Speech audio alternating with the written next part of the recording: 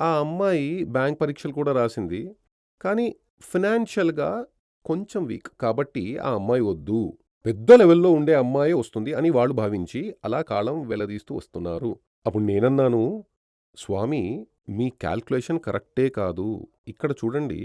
ఇక్కడ లగ్నం యొక్క ఏడో స్థానం అని చెప్పబడినది సూర్యక్షేత్రంగా ఉంది. సూర్యుడు పాపగ్రహం.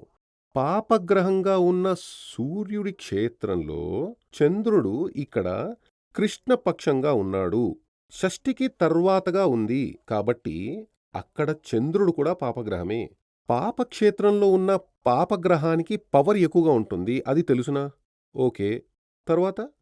ఇంకా ఆయన చెప్పింది 7లో భావాధిపతి శుక్రుడితో చేరి ఉన్నాడు. అది అలా ఉండనివ్వండి. కానీ 7వ స్థానం మీద ఏ ఏ గ్రహాలు దృష్టి ఉందో చూడాలి.